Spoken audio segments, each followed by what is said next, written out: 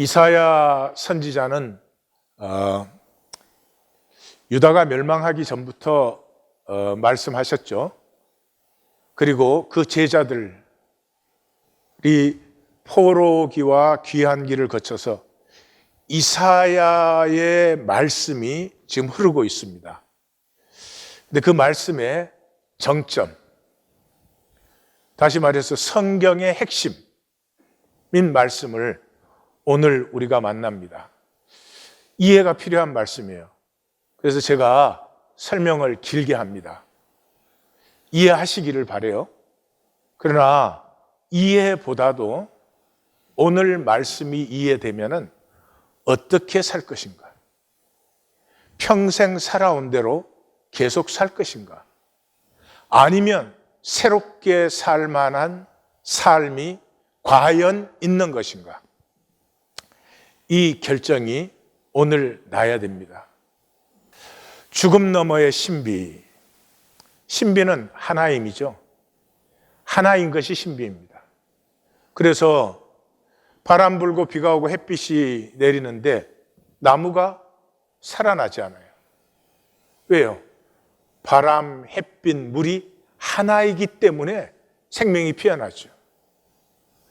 우리가 음식물을 먹었는데 내가 살지 않아요? 하나이니까. 쇳덩어리 먹으면 죽겠죠. 하나가 아니니까. 그래서 이 하나임은 죽음 후에 열리는 본질 세계예요. 본질의 세계에서는 전부가 하나죠. 단절이 없으니까. 그런데 죽음 후에 내가 단절을 사느냐, 하나인 것을 사느냐 하는 것은 인간만 선택할 수 있습니다. 그래서 이 하나인 세계, 이 본질 세계를 우리에게 계시해주는, 가르쳐주는 것이 말씀입니다. 그래서 이 신비는 이해하거나 논리적으로 정리할 수 있는 것보다도 사실은 맛보아 아는 실제입니다. 이 꽃이라는 현상이 이렇게 있잖아요. 그렇지만 보이지 않는 꽃에 생명이 있기 때문에 이 꽃이 있는 것이죠. 이 보이지 않는 본질의 부분은 내가 맛보아 알지 못하면 사실은 머리로만 이해하는 것이지 알 수가 없어요. 오늘 보면은 이제 스룹바벨에서 시작이 되죠. 스룹바벨은 1차 귀환의 실질적인 인도자죠. 세스바살과 같이 왔어요. 숙부일 것이라고 생각을 해요. 그러니까 훨씬 연로하죠. 그래서 세스바살이 성전 공사를 시작했다라는 말은 에스라서 5장 16절에 나오는데 그 부분은 보고서 부분이에요. 보고서 부분이니까 그러니까 공식 대표자를 거기에 적은 것이죠. 그런데 나머지 기사를 읽어보면 실제적으로 제단을 쌓고 그 다음에 제사를 시작하고 절기를 시작하고 공사를 시작한 것은 전부 스룹바벨로 되어 있죠. 그러니까 그리고 또 공사 두 번째 시작했을 때 같이 공사하자는 제의 거절한 것도 스룹바벨. 그리고 이 공사 전체 재개의 책임자도 스룹바벨이었으니까 쉽게 알 수 있어요. 세스바살은 명분상의 대표자고 실제적으로는 스룹바벨이 일을 했다. 또 고고학 문서도 최근에 발견되었어요. 그래서 그게 유다의 총독, 사실은 총독이 아닌데 총독과 대제사장의 명단이 연대와 더불어서 기록된 문서가 발견됐습니다. 그래서 세스바살과 요사닥 또는 요사닥이 1대고 2대가 스룹바벨과 요수아 또는 여호수아 그렇게가 2대고 그 다음에 엘라단, 여호에젤, 아라이 그렇게 해서 이제는 우리가 스룹바벨이 실제적인 인도자다 하는 것을 알고 있어요. 그런데 스룹바벨은 성경에 메시아로 그렇게 증거되어 있습니다. 메시아 그러면 우리는 정리할 필요가 있어요. 메시아 그러면 우리는 현상에서 위대한 성취를 이룬 그런 것을 생각을 합니다. 그게 본질계를 모르는 증거예요. 메시아는 아주 간단합니다. 본질계만 보여주면 돼요. 예, 이 현상계에서 우린 다 단절되어 있거든요. 이 단절을 전제로 사니까 경쟁이 있고 내가 잘났냐 못났냐 그런 문제가 중요해지고 내가 더 가졌냐 덜 가졌냐 이런 문제가 심각해지는 거죠. 본질에서 하나됨을 알면은 그런 현상의 문제는 저절로 쓰러지고 본질, 내 생명의 가치와 의미를 가꾸고 싶은, 다른 사람이 어떻게 나에 대해서 말하느냐 보다도 내가 볼 때 나는 어떤 생명을 살고 있으며 내 생명에 대해서 어떤, 오늘 본문에서 자기 영혼을 만족한다 그러는데 정말 내 생명을 내가 만족하고 기뻐하는 것이 중요해지죠. 그래서 예수님은 그냥 오셔서 딱 한 가지, 너희들 다 단절돼서 살고 있지만 본질적으로는 본래는 한 아버지에서 태어난 모두 한 형제 자매야. 함께 살면 돼. 예수님은 그 이상 없어요. 기독교는 예수님에 대해서 엄청나게 금관을 씌우고 하여튼 금발머리를 씌우고 온갖 짓을 다 해놨는데요. 예, 십자가에 또 높이 달린 그림도 그리고 그런 거 다 5세기, 6세기에 들어온 거예요. 사도 공동체는 그런 거 생각해 보지도 못하는 것이에요. 왜요? 종교는 자기 종교의 신이 높아야 되니까. 그게 종교인이에요. 자기 신이 높아야 된다는 말은 자기도 높아야 된다. 그런 거죠. 그러니 뭐가 종교인이 세상하고 다를 게 뭐가 있겠어요. 그래서 학개서를 보시면 너는 유다 총독 스룹바벨에게 이르라. 내가 하늘과 땅을 진동시킬 것이요 여러 왕국들의 보좌를 엎을 것이요 여러 나라의 세력을 멸할 것이요 그 병거들과 그 탄자를 엎드리리니 말과 그 탄자가 각각 그의 동료의 칼에 엎드려지리라. 이제 여기 읽으면 조금 이상해져야 돼요. 메시아가 능력이 있어가지고 썰어버리는 게 아니라 이렇게 스스로 멸망하네 쟤네들. 그럼 메시아는 뭐 한 거야 도대체? 메시아는 본질을 보여주면 현상은 저절로 힘을 잃는 거예요. 예. 또 23절에는 신탁이 나와요. 여호와의 신탁이다 3번 나와요. 오라클 오브 야훼가 3번 나와요. 만군의 여호와 말한다. 스알디엘의 아들 내정 스룹바벨아, 여호와의 신탁이다. 그날에 내가 너를 세우고 너를 인장으로 삼. 인장은 인감도장이에요. 그러니까 하나님의 모든 일에 스룹바벨이 꽝 찍으면 끝나버리는 거예요. 이는 내가 너를 택하였습니다. 여호와의 신탁이니라. 3번 나와요. 스가랴에서는 더 본격적으로 나와요. 이 스룹바벨이 메시아라는 것은 큰 산아 내가 무엇이냐. 여기 산이 산말하겠어요? 제국 말하는 거지. 제국아 네가 뭐냐. 스룹바벨 앞에서 평지가 된다. 이거 현상적으로 생각하면 이거 이해가 되는 말이에요. 그러면서 이는 기름 부음 받은 자들이니 메시아가 어떻게 복수로 나와?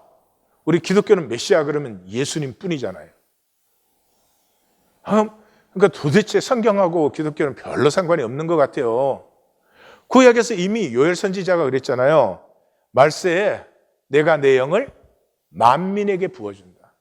기름 부음 받은 자가 메시아예요. 메시아란 말은 기름 부음 받은 자라는 뜻이에요.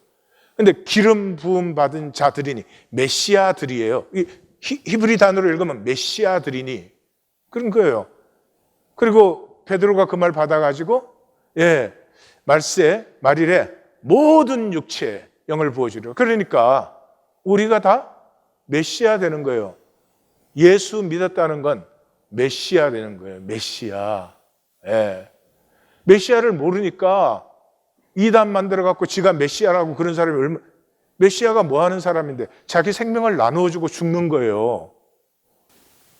여기에 복수로 나오는 이유는 뭐예요? 스룹바벨과 예수와 이 총독은 아니지. 사실은 정확하게 말하면 도지사지. 도지사와 대제사장이 둘 다 메시아다. 기름 부음 받은 자다. 그래서 비전에 나오잖아요. 두 금관이 있어. 두 금관에서 금 기름이 흘러가지고 두 감람나무로 들어와. 그게 누구예요? 스룹바벨과 예수아죠. 그래서 하나님께서 그 시대를 위해서 기름 부어 쓰신다 그런 말이에요. 그리고 6장 12절에 가면 더 노골적이죠. 보라 싹이라 이름하는 자가. 싹이 뭐예요? 스룹바벨은 바벨론에서 태어났다 그런 말이에요. 바벨론에서 피어난 싹이다 그런 말이에요. 스룹이라 하는 자가 자기 곳에서 돋아나서 여호와의 전을 건축하리라.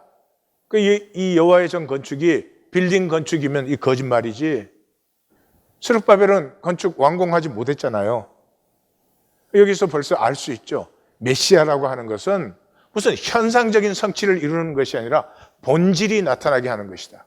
그러면 스룹바벨은 분명히 메시아예요.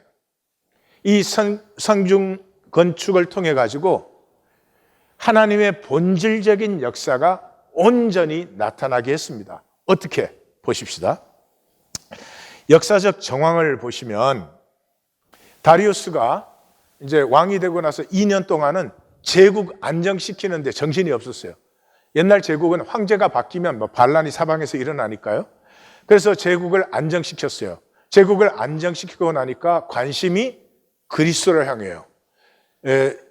지도를 보시면 알겠지만 이렇게 지중해가 이렇게 디귿자처럼 이렇게 들어와 있잖아요. 이 디귿자 끝쪽이 여기가 가나안 땅이죠. 팔레스타인 땅이고 그 당시 세계라는 건 이 지중해 동쪽이었어요. 이것은 다리우스가 다 정복했어요. 서쪽은 아직 국가랄 게 없어요. 그리스 하나가 거기 있어요. 근데 그리스도 그때 100개가 넘는 도시국가예요. 시족 국가들이었어요. 그래서 아테네가 대표지만 아테네가 10개의 시족으로 돼 있어서 전쟁을 하는데 각 시족에서 장군이 나와서 하루씩 감당하면서 돌아가면서 지휘관 노릇을 했어요. 예. 그러니까 그리스는 아직 이쪽 페르시아 제국에 비하면 이게 나라라고도 할 수 있고 로마는 이제 완전히 미개한 상태로 있고 요 그리스 하나 남았어요. 이거 이 그리스 다 합해 봐야지. 다리우스는 이게 23개 숙주를 거느리고 있어요. 23개 나라를 거느리고 있는데 자기가 거느리고 있는 나라에 하나만 못한 거예요. 그러면 이쪽을 다 정복을 했으면 이쪽 잘 다스리면 되는데 요거까지 먹으려고 한단 말이에요. 요거까지 먹으려고. 이제 그렇게 되면 그리스와 전쟁을 해야 되니까 애국과 이 가나안이 중요해져요. 왜냐 그러면 가나안에는 페니키아가 있잖아요. 페니키아 배들이 애국과 그리스 지중해 무역을 감당했거든요. 근데 그 당시에 대군은 육로로는 이동할 수가 없었어요. 장사꾼들이나 다니는 거지 군대가 이동할 수 있는 큰 길이 없었어요. 그러니까 배예요, 배. 배로 움직여야 되는데 그 배는 페니키아가 갖고 있으니까 가나안이 중요하고 그래서 이 고속도로를 이 수사에서 이 지금 터키의 사르디아 계시록에서는 사대라고 나오죠. 거기까지 왕의 대로에 고속도로를 놓았어요. 예, 그리고 식량은 애굽에서 나오니까. 그래서 이제 그리스도와 전쟁 준비를 마치기 위해서 520년에서 518년에 다리우스가 가나안과 애굽을 방문합니다. 방문하는데 바로 그 시기에 하나님은 스룹바벨과 예수아에게 이 학개스가랴 선지자를 통해서 성전을 건축을 재건하라라고 말씀을 내리십니다. 다리우스는 하나님이 부르셔서 23개국의 황제가 되게 하셨어요. 그 다리우스가 23개국의 이 제국이 다들 잘 살고 편안하게 살고 그렇게 섬겨주면은 다리우스는 정말 역사의 황제가 되는 거예요. 그리고 페르시아는 정말로 역사의 제국, 나라가 되는 거예요. 그런데 그 아직 나라 이 모양도 못 갖춘 그 그리스를 왜 전쟁을 하려고 하는지 모르겠어요. 그 순간에 하나님은 스룹바벨에게는 성전을 다시 지으라고 해요. 그러니까 하나님께서 성전 지으라고 할 때는 성전이라는 빌딩을 지으라는 게 아니죠. 성전은 백성들이 절기에, 1년에 3번이에요. 절기에 모든 백성들이 하나님 앞에 나와서 우리는 한 아버지로 말미암은 한 형제 자매니 함께 살자라고 잔치로 확증하는 것이 이 절기예요. 그러니까 귀한 자들을 지금 하나님이 쓰시기를 원하는 이유는 이 거대한 페르시아 제국에 너희는 내 증인이 되는데 어떤 증인이 되느냐? 우리가 하나님 앞에 나와서 우리는 한 형제 자매로 더불어 함께 살아간다. 만약 그렇게 살아가면 보기도 좋고 안전하고 풍성할 거 아니에요? 그러면 그 23개 제국의 모든 백성들이 우리도 저렇게 살자.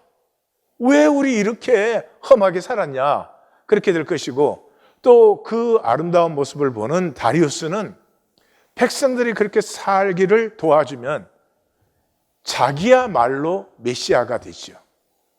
근데 성경에서 고레스는 메시아였지만 다리우스는 부름을 받았지만 메시아였던 적이 없습니다. 왜요? 이 부르심에서 스룹바벨과 이 다리우스의 운명이 갈라져 버리는 거예요. 그래서 말씀이 이렇게 임해요. 이 성전이 황폐하였거늘 너희가 이때 판벽한 집에 거주하는 것이 옳으냐? 그러니까 첫 번째 공사가 중단된 것은 반대 때문이 아니에요. 돌아와서 이렇게 스룹바벨과 함께 성전 기초를 놓았는데 이게 너무 조그만하단 말이에요. 그래서 스가랴서에 보면 작은 일이라고 되어 있죠. 이야, 이 성전 지어갖고 이게 뭐냐? 우리가 뭐 되는 거냐? 그것과 동시에 포로지에서 돌아왔으니 내가 먹고 사는 게 중요해요. 나 먼저 먹고 살아야 너가 있지. 그러는 거예요.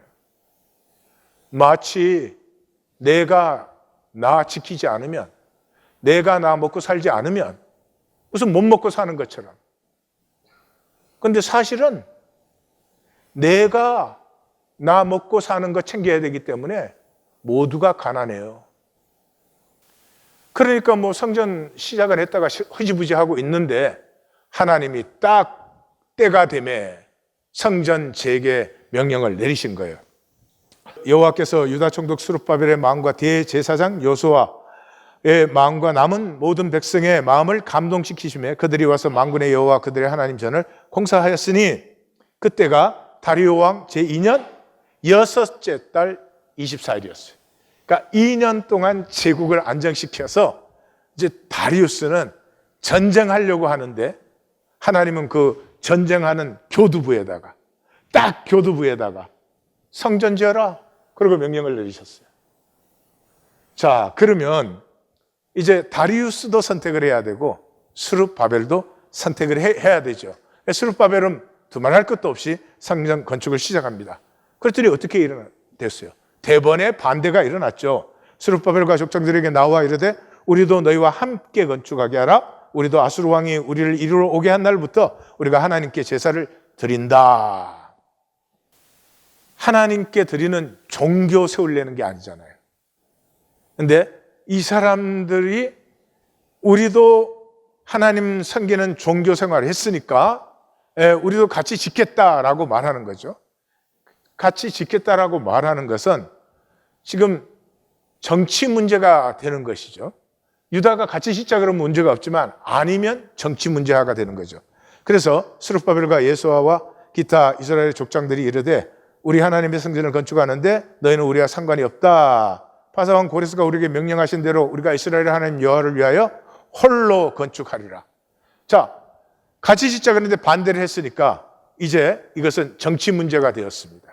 정치 문제가 되니까 총독 다뜨네가 개입을 합니다. 총독 다뜨네에게는 지금 심각한 문제죠. 아니, 황제가 지금 가나안과 이 애굽을 다 안정된 것을 확인하려고 오는데 자기 속주는 지금 난리가 일어난 거죠. 그러니까 다뜨네가 이 문제에 개입을 하죠. 그때 유브라데 강 건너 유브라데 강 건너편 그렇게 되어 있는데, 강 건너편이라는 건 강 건너쪽이라는 게 아니라 페르시아가 가나안을 부르는 이름이에요. Beyond the river. 페르시아 쪽에서는 이 유프라데스 강 건너쪽이잖아요, 팔레스타인이. 그래서 그 속주 이름이요. 예. 그래서 강 건너편 총독 다뜨네와 살보스네와 그 동관들이 다 나와 누가 명령하여 이 성전을 건축하고 이 성곽을 마치게 하였느냐 하고 그들이 담당자의 이름을 요구하니라. 우리 번역은 거꾸로 해놨죠. 자, 담당자들의 이름을 요구하는데 각 족장들의 이름과 건축 책임자들 이름 주면은 처형되는 거예요. 그때는 아주 간단한 거예요. 문제 일어났어? 잡아서 죽여버리면 끝나는 거죠. 자, 그러니 스룹바벨에게는 딜레마가 생겼죠. 제일 첫째의 딜레마는 귀한 자들의 기대와 하나님의 섭리의 차이예요. 학개 선지자가 모든 나라를 진동시키고 모든 나라의 보배가 이르리니 내가 이 성전의 영광이 충만하게 하리라. 만군의 여호와의 말이다. 이 성전의 나중 영광이 이전 솔로몬 성전의 영광보다 크리라. 만군의 여호와의 말이니라. 지금 귀한 자들은 뭐 생각하고 있어요? 여기 성전 지으면 금, 은, 다이아몬드, 물방울 다이아가 들어온다라고 생각을 해요.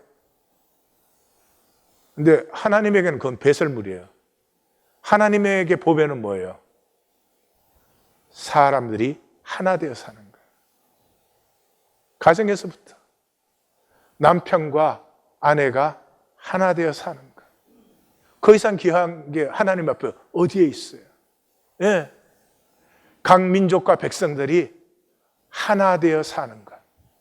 하나 되어서 살면 먹고 사는 게 목적이 될 수 없잖아요. 이게 단절되어 있으니까 먹고 사는 게 목적이요.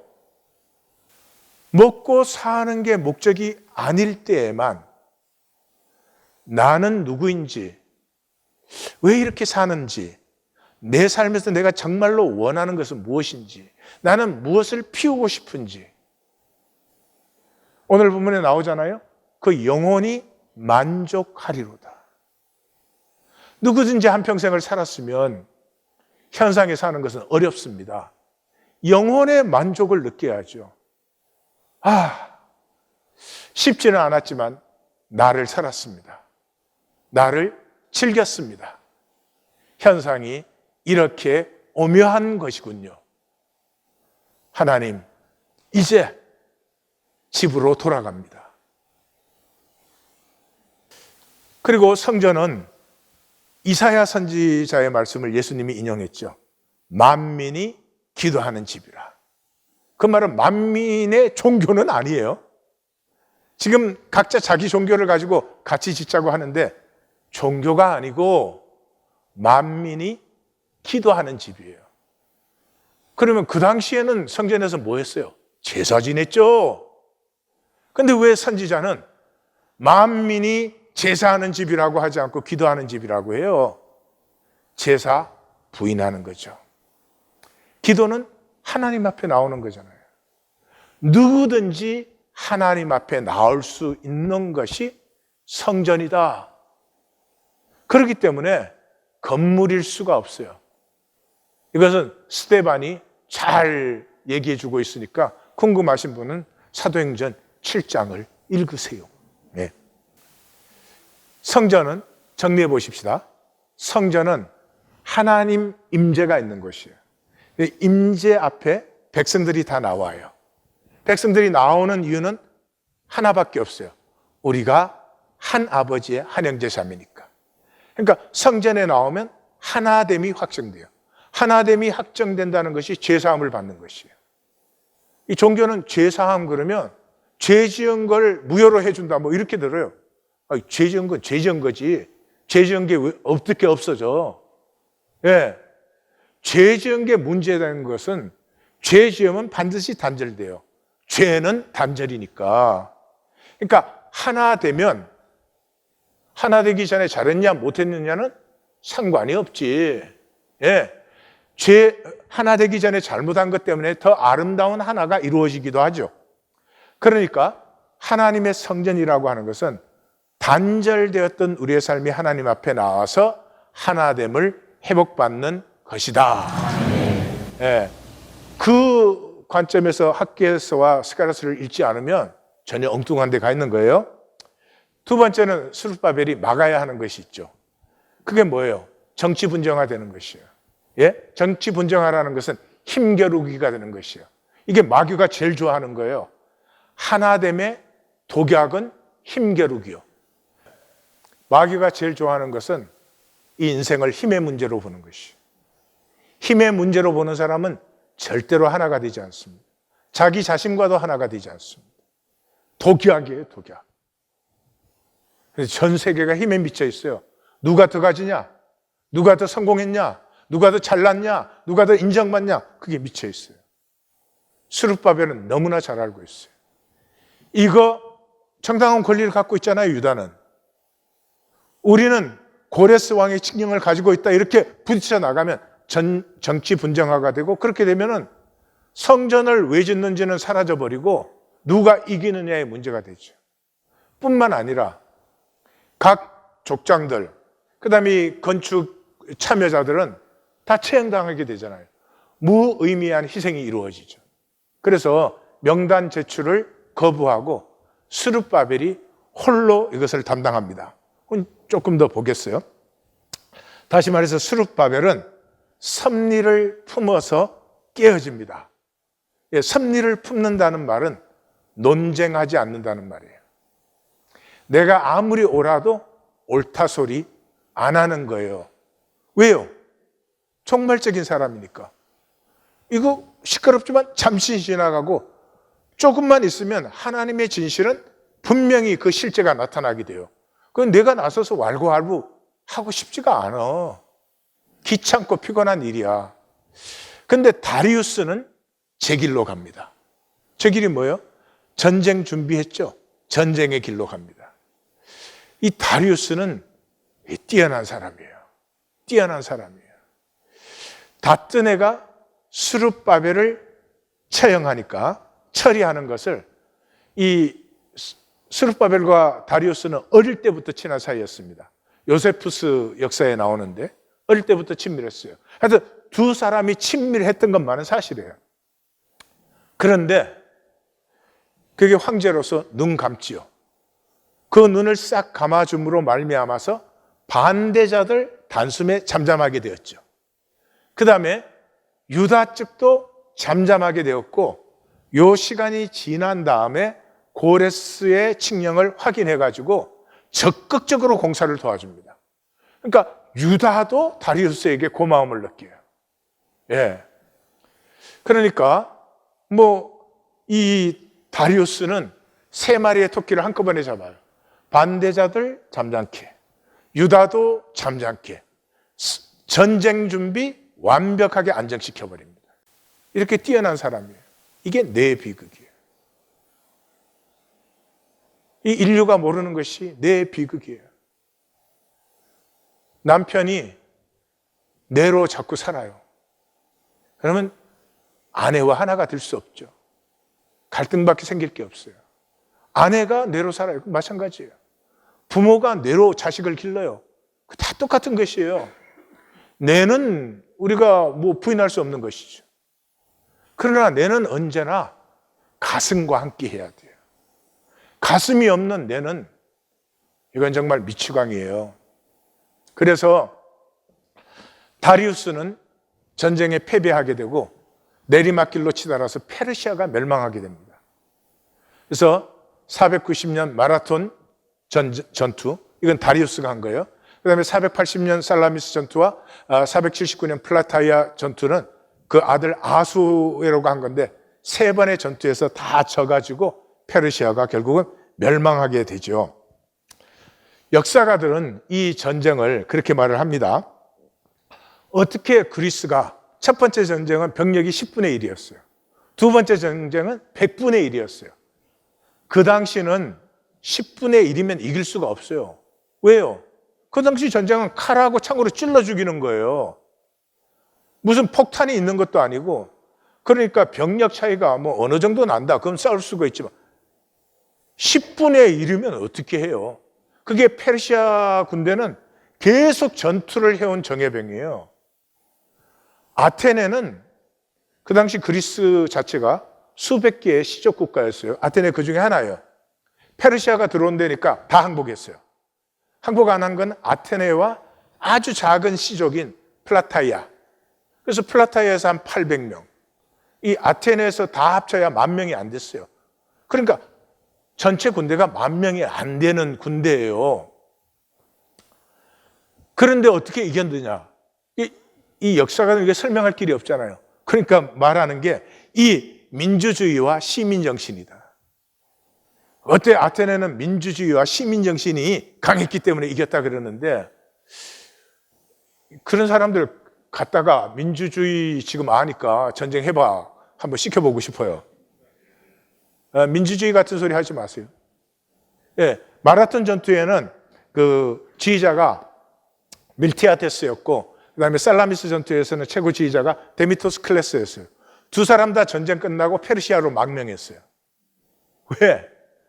전쟁의 공헌자니까, 이 사람들 힘이 강해지니까 사방에서 서로 죽이려고 해서 망명해. 무슨 시민정신? 같은 소리 하네. 아니에요. 전혀 아닙니다. 아테네는 그 조그마한 나라가 10개 시족으로 돼 있어요. 10개 시족으로 돼 있는데 한 시족도 전쟁을 하는데 양보를 안 해요. 그래가지고 전쟁 지휘를 한 시족씩 돌아가면서 하루씩 지휘를 했어요. 이길 수 있겠어요? 이길 수 없어요. 근데 왜 페르시아가 졌어요? 하나님이 버리셨어요. 이거 보실 수 있어야 돼요. 하나님이 버리셨어요.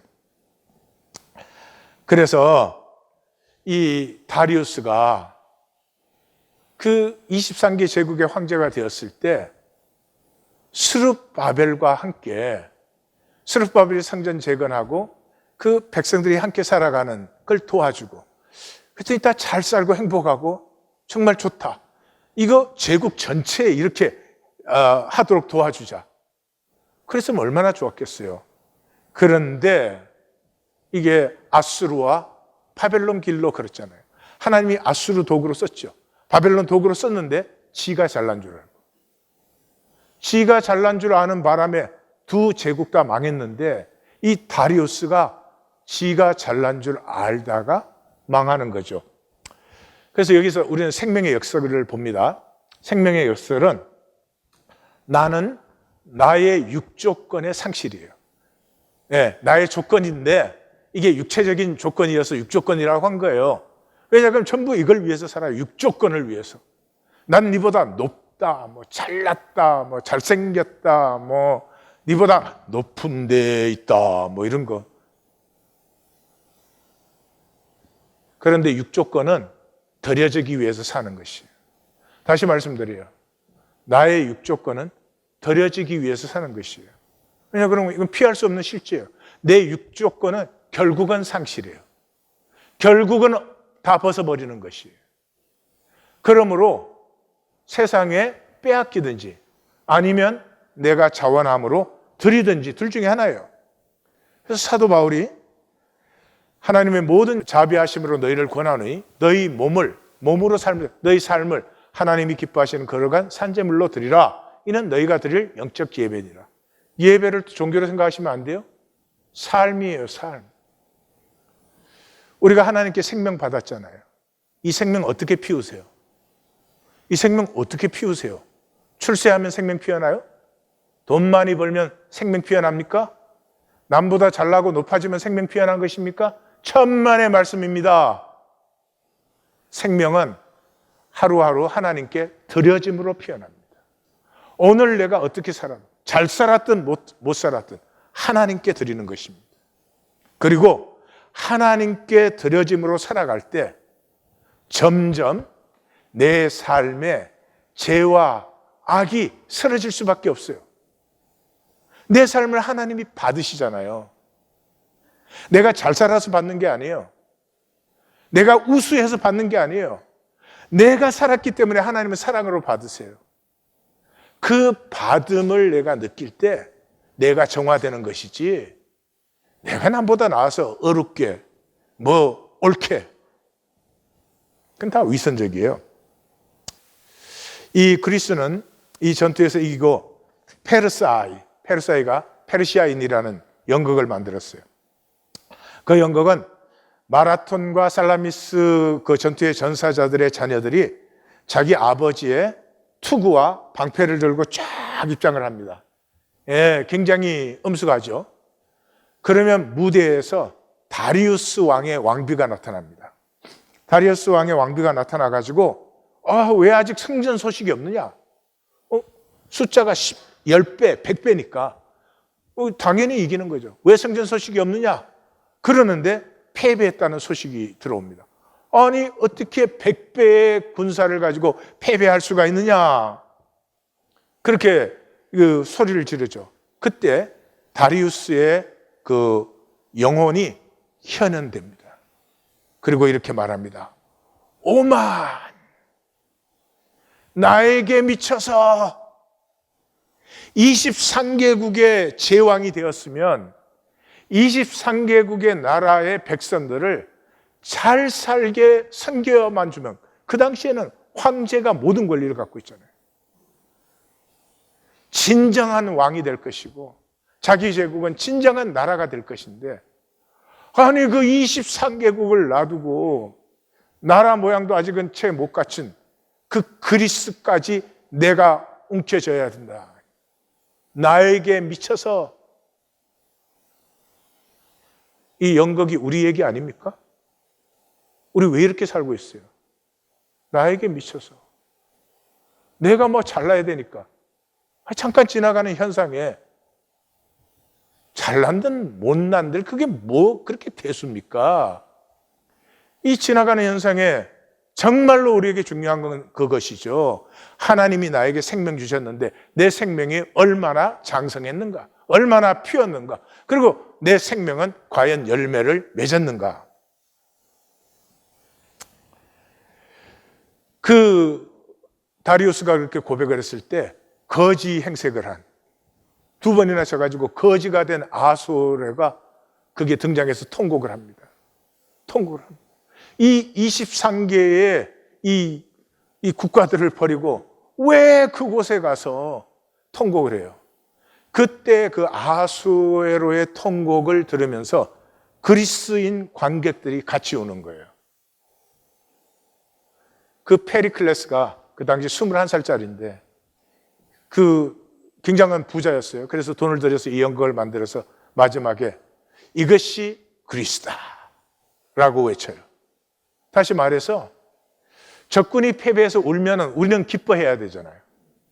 그런데 그 적군의 그 아픔에 함께 슬픔과 아픔을 느끼는 것, 이것이 그리스다. 그 말은 뭐예요? 공감하는 거죠. 공감. 공감이 뭐예요? 하나됨이죠. 하나됨. 이 공감 때문에 예술과 문학과 음악과 모든 것이 있는 것이죠. 공감이 없으면 아무것도 있을 수가 없죠. 그래서 참 재미있어요. 하나님은 분명히 하나됨을 이 역사에 이루고 계세요. 우리가 뭐 단절로 살고 뭐 스틸 나 잘나야 돼 그럴지 모르지만 하나님은 하나됨을 이루고 있어요. 바벨론 세계적인 제국을 이루었죠. 역사에서. 그리고 바벨론은 뭐 했어요? 물품 제공했어요. 뭐 하여튼 무한한 부여를 제공했어요. 70년 만에 망했어요. 페르시아는 그걸 넘어서서 기본권을 줬어요. 제국의 사람들에게 기본권을. 이 당시에는 어마어마한 거였어요. 그런데 그 이상은 주지 않았어요. 2배, 150년에 망했어요. 그리스는 모든 문화를 존중하고 문화가 하나로 통일돼야 된다. 헬레니즘 심었어요. 2배, 300년 갔어요. 로마가 황제령 되고 나서 500년 갔어요. 로마는 뭐 줬어요? 시민권을 줬어요. 놀라운 일이에요, 사실은. 점점 하나 되면 갖고 가고 있는데 하나 되면 그걸로 좋은 것인데 하나됨까지도 나의 힘을 위해서 이용하는 것. 이게 세상 제국의 이 운명이죠. 자, 본문으로 들어가 봅시다. 본문은 하나임이에요. 이게 본질의 본성이다 그 얘기하는 거예요. 그래서 보시면은 시작이 여호와의 선포, 내 종이, 마감이 여호와의 선포, 내 어려운 종이, 그렇게 해요. 그리고 중간이 뭐예요? 선지선이. 그는 7, 8, 9절에 그는 나와요.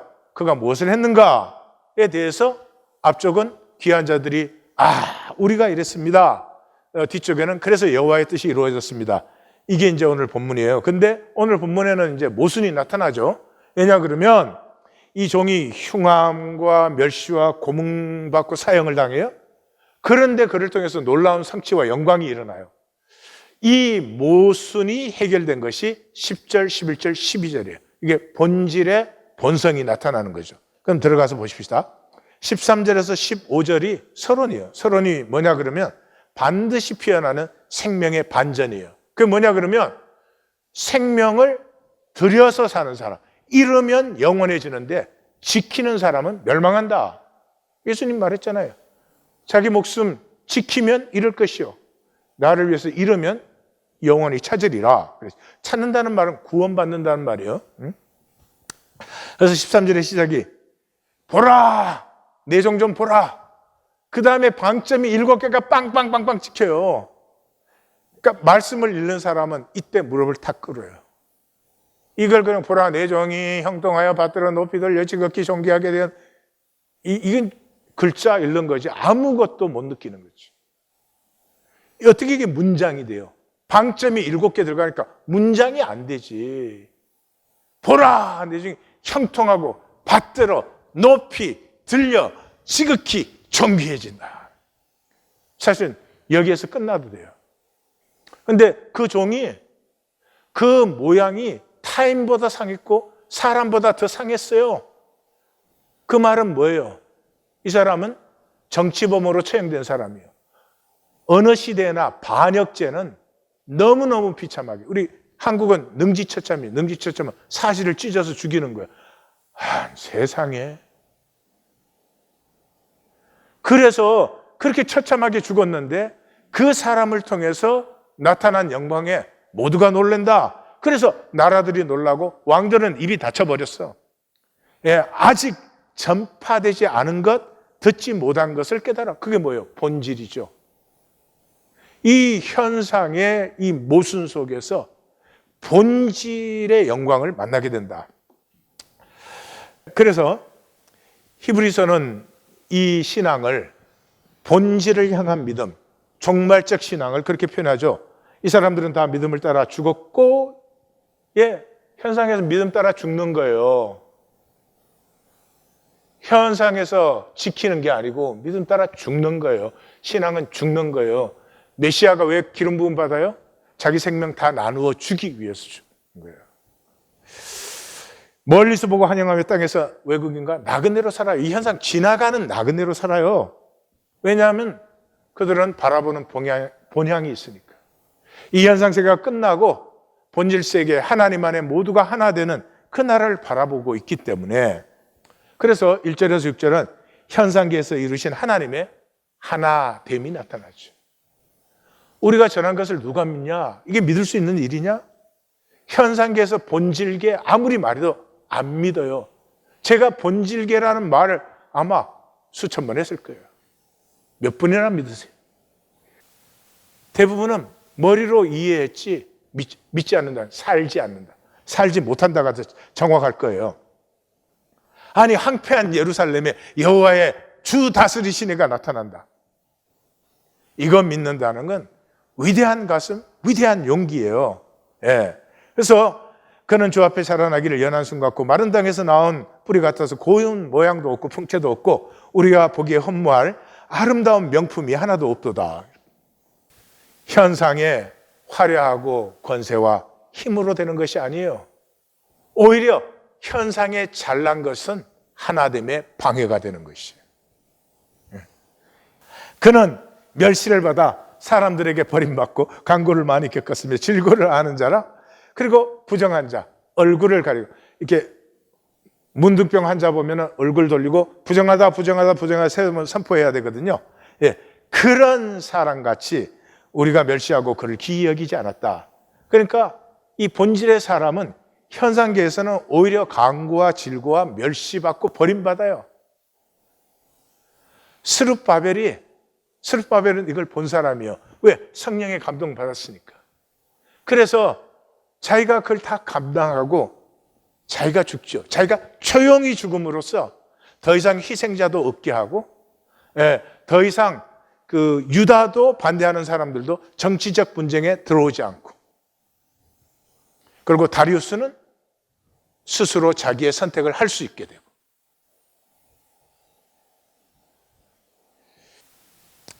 그래서 여기까지 오니까 이제 비로소 알아요.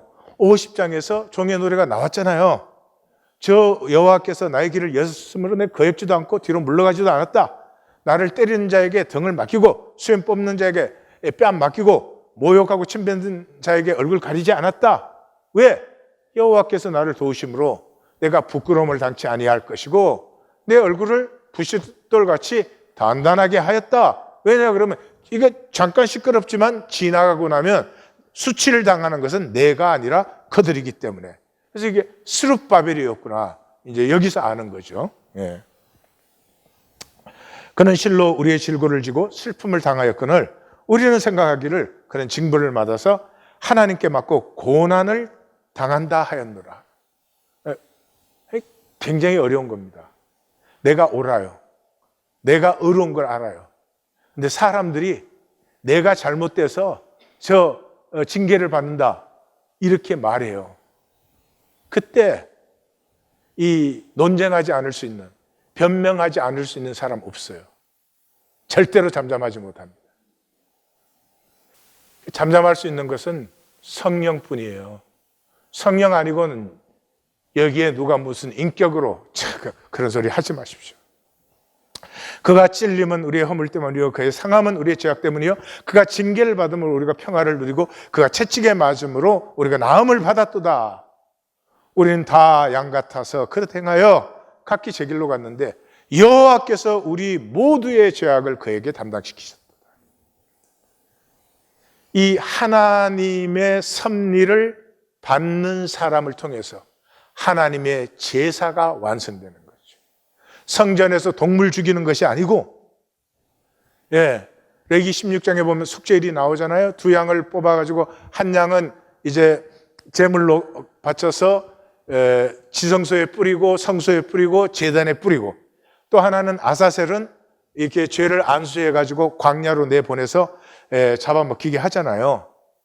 근데 우리가 다 하나가 아니라면 어떻게 염소에게 우리의 죄가 전가돼요?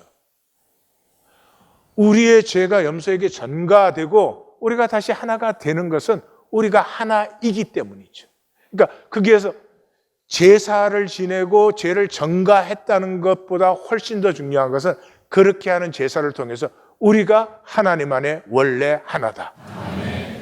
본래 하나다. 그걸 만나는 것이 중요한 것이죠.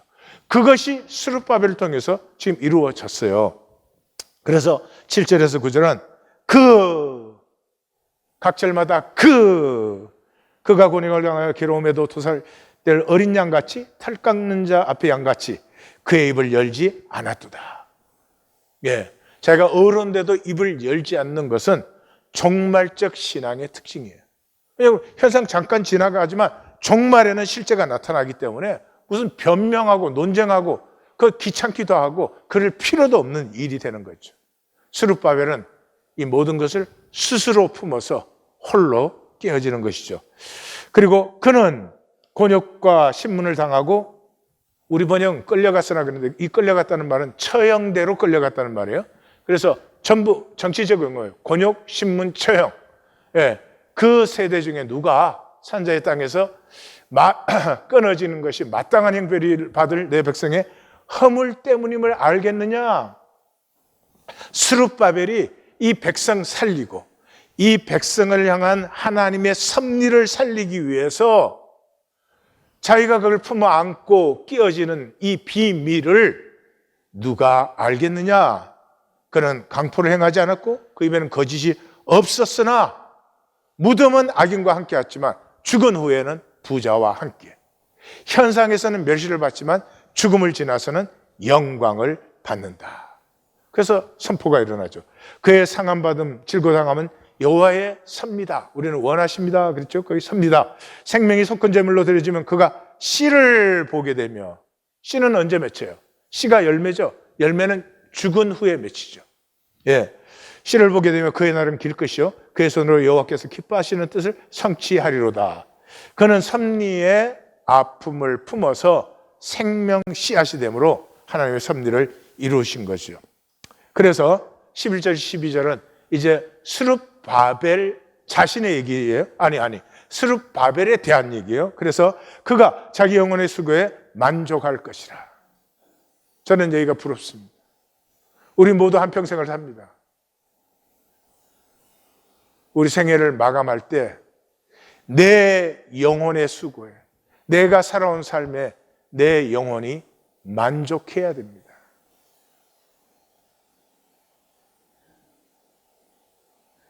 내 거나 지키고 그렇게 인색하게 남은 있는지도 모르고 그런 삶에 어떻게 영혼이 만족하겠어요?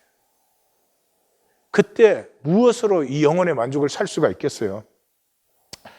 내 의로운 종이 자기의 지식으로 그랬는데 이 지식은 이 종말적 지식 또는 본질적 지식을 얘기하는 거예요. 데트라는 단어예요. 그래서 자기의 그 알물, 야다를 통해서 많은 일을 어렵게 하며 그들의 죄악을 담당하였다. 사실 말해서 스룹바벨은 자기 영혼의 그 수고에 만족하였는데 이는 자기 때문에 공사에 참여했던 사람들은 다 사면 받았죠. 그 다음에 공사는 완공되었죠. 그래서 하나님의 섭리는 이루어졌죠. 그리고 하나님의 말씀이 다 현현되었어요. 근데 어떻게 됐어요? 다리우스는 멸망길로 갔습니다. 그래서 그러므로 총결론이 나와요. 내가 그에게 존귀한 자와 함께 목을 받게 하고 강한 자와 함께 탈취물을 나누게 하고 이는 그가 자기 영혼을 버려 사망에 이르게 하였습니다. 다시 한번 말씀드립니다. 영혼이 우리의 생명입니다. 우리의 생명은 이 땅에 사는 동안 버리는 것입니다. 무엇을 위해서요? 가치와 의미를 위해서. 내가 부들부들 떨고 지키는 것이 아닙니다. 내가 사도 바울의 말대로 내 삶을 하나님께 드려 사망에 이르는 것입니다. 죽을 때에는 예수님처럼 빈 무덤이 돼야 됩니다. 다 비우고 가셔야지. 저걸 죽는데 뭘 붙잡고 부들부들 떨어요? 예. 범죄자 중 하나로 헤아림을 받았습니다. 그러나 그가 많은 사람의 죄를 담당하며 범죄자를 위하여 기도. 여기 범죄자라는 단어가 파쉐인데 반역자입니다. 예. 정치범을 하는 특정 용어예요. 이 반역자들. 지금 반역자가 누구예요? 성전공사에 참여한 자들이 반역자로 기속되었잖아요. 그들을 위하여 기도했어요. 다시 말해서 스룹바벨은 이스라엘 역사의 결정적인 시간에 하나님의 섭리에 순종함으로 그는 영원한 생명 가치를 피웠습니다. 그가 이 자기 시대에 증거한 것을 예수 그리스도는 인류 역사의 가장 결정적인 시간에 완성시키신 거죠. 여기까지 본문에 대해서 설명을 했습니다. 저는 성도님들이 이해하기를 바라고 이해할 수 있으면 좋겠습니다. 이해가 잘 안 되는 분은 페르시아와 그리스 전쟁 역사를 한번 읽어보시면 도움이 될 거예요. 그러나 이해를 위해서 제가 이 말씀 전가한 건 아닙니다. 딱 한 가지입니다. 구원 받으십시오. 구원 받는다는 것은 본질을 보는 것입니다. 현상에 더 이상 종노릇하지 않는 것입니다. 종교 생활하는 것 아닙니다. 그럼 무엇이 구원받은 것이냐? 우리는 분명하게 나누었죠. 세 가지입니다. 타인을 볼 때 무엇이 보이느냐? 사람이 보이느냐? 돈이 보이느냐? 그게 나의 세계입니다. 내 세계가 이 세상 나라면은 돈이 보입니다. 그 사람이 얼마나 부자인지, 성공했는지, 뭐 잘 입었는지 그런 게 보입니다. 그러나 하나님의 사람이라면, 하나님의 나라를 산다면 반드시 사람이 보입니다. 두 번째, 구원받았다는 말은 하나님이 우선순위입니다. 그것이 나의 생명입니다. 내 우선순위가 내 생명이 무엇이냐 하는 것입니다. 우리는 종교에서 생명으로 옮기기 위해서 3기본을 합니다. 이건 미니멈 중에 미니멈 중에 미니멈이에요. 그런데 그 3기본조차도 관심이 없다. 죄송하지만 그 사람은 영원히 버림받은 것입니다. 상기본을 못해도 몸부림을 쳐야 됩니다. 가슴이 아파야 되고 그것이 안타까워야 됩니다. 세 번째가 1820 데일리 브레드입니다. 이게 나의 중심을 알려줍니다. 나는 왜 삽니까? 삶은 나누려고 사는 것입니다. 다 죽고 나 혼자 있으면 행복하겠습니까? 이 지구 다 내가 가졌으니까 행복하겠습니까? 아니죠. 나눔에서 가치와 의미가 발생하는 것이.